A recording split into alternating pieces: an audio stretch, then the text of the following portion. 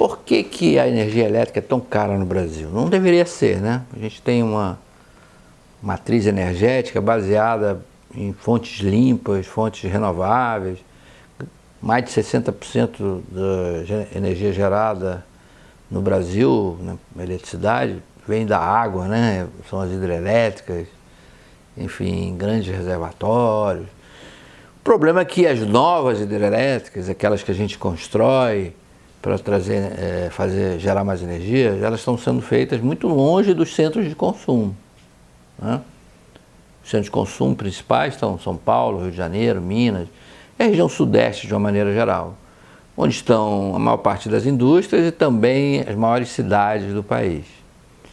Então a energia gerada na Amazônia, ela tem que ser transmitida a milhares de quilômetros para os centros de consumo.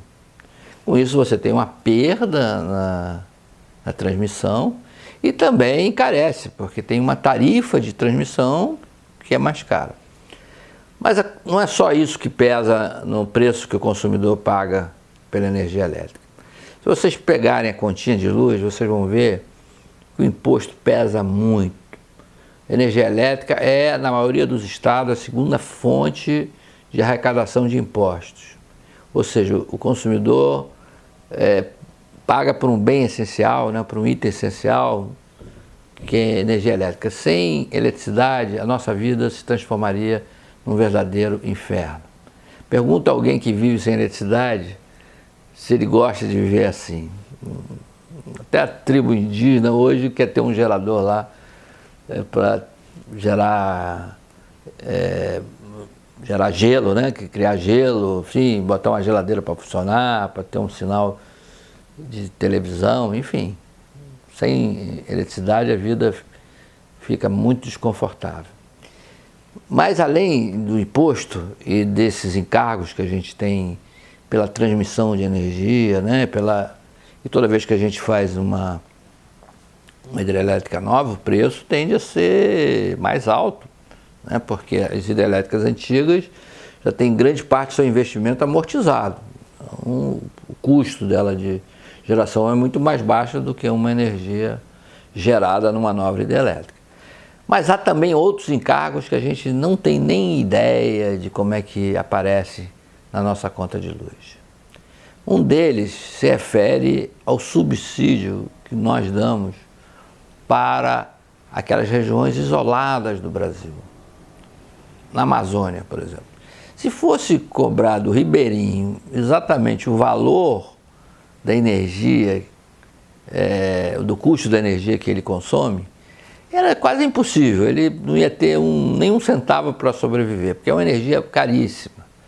É uma energia quase sempre que você retira de geradores movidos a óleo diesel, né? Você queima óleo diesel para gerar energia elétrica. Só transportar o óleo diesel para lá já custa um dinheirão. Então o que é que se faz? Se estabelece um equilíbrio das diversas tarifas, considerando que o amazônico lá vai pagar uma tarifa igual ou próxima da que se paga no Sudeste ou no Nordeste, né? Para ter esse equilíbrio tem que ter um subsídio. A gente que mora aqui no Sul tem que financiar um pouco o nosso conterrâneo, o nosso amazônico, aquele que vive numa região isolada. Então esse custo não é pouco, são bilhões de reais por ano. E há uma outra questão, que é a questão da inadimplência. O que acontece? Quando alguém faz um gato ou deixa de pagar assiduamente a conta de energia, essa diferença é recalculada na tarifa comercial. Ou seja, quando a companhia distribuidora diz, olha, eu não consigo receber essa energia que eu entreguei, porque aquilo é uma região conflagrada, uma favela, e lá 40% da energia é roubada, é furtada por gatos e outras coisas assim. Ok, esse prejuízo não vai ficar com ela. Então o que é que a autoridade faz? pega esse valor e redistribui para aqueles que estão pagando. Então a gente não pode comemorar de jeito nenhum, achar que é uma coisa justa, coitado do cidadão, ele está fazendo isso porque ele não pode.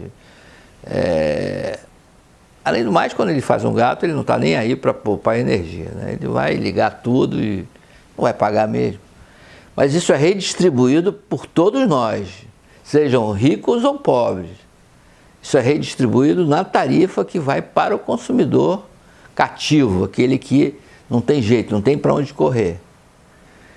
Então essa é uma das razões da energia elétrica ser tão cara no Brasil.